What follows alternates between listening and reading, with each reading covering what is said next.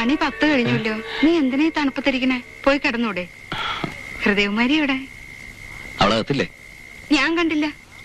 ദാ നീ ഇത് കൊണ്ടുപോയി അവളുടെ കൈ കൊടുക്ക്. എന്നിട്ട് സൗകര്യം പോലെ വാങ്ങിച്ചു കുടിച്ചോ. അവൾക്ക് ഇതേ പറ്റിയൊന്നും വലിയ വിവരമില്ലെന്നാ തോന്നണേ. അമ്മ തന്നെ അവളെ വിളിച്ചങ്ങ് കൊടുത്താ പോരെ? വേണ്ട, എന്റെ അടുത്ത് വരാൻ ഇത്തിരി വിഷമമുള്ള പോലെ. ഒറ്റയ്ക്ക് വളർന്നല്ലേ. ദാ കൊണ്ടേയി കൊടുക്ക. കൊണ്ടേയി കൊടുക്കടാ. ചെക്കന്റെ ഒരു നാണം. ആ കുട്ടിക്ക് ഹൃദയകുമാരി എന്ന് വിളിക്കുന്നതിനേക്കാൾ ഇഷ്ടം കുമാരി എന്ന് വിളിക്കുന്ന അത്രേ. വേണ്ട, പേരില്ലെങ്കിലും ഒരു ഹൃദയമുള്ളത് നല്ലതാ. ഇപ്പോഴത്തെ കാലത്ത് ഹൃദയമുള്ള ഒരൊറ്റ മനുഷ്യനെയും കാണാനേ ഇല്ല.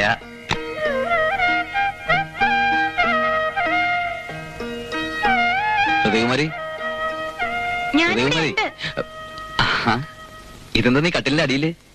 എന്റെ കാതിലെ കമ്മലേ ആരോ നുള്ളി എടുത്തതുപോലെ താഴ്ത്തു വീണു. ഞാനത് തിരയായിരുന്നു. ദേ കിട്ടി.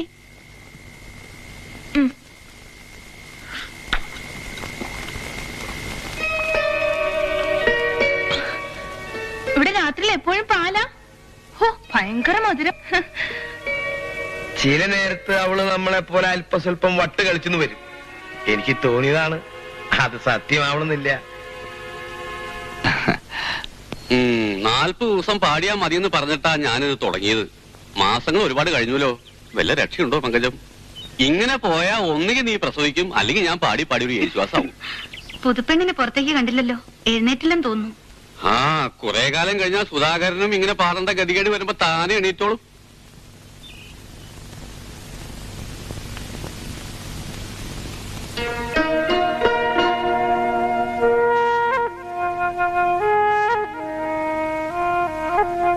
എന്താ ചിന്നമ്മാളൂ നീ കാണിക്കുന്നത്? നേരെ ഒരുപാടായില്ലേ? ഇന്നലെ ഉറങ്ങാൻ കിടന്നവർ ഇനി എഴുന്നേറ്റില്ല എന്ന് കാണുമ്പോ എനിക്ക് പേടിയാവുന്നു. പണിക്കര് സാറായിരിക്കും. Hello hello hello. അയ്യോ, ഇതെവിടെ പോയി? ഇതെങ്ങനെ കട്ടിലിന്റെ അടിയിലെത്തി? നീ എങ്ങനെ ഇതിന്റെ മുകളിലെത്തി?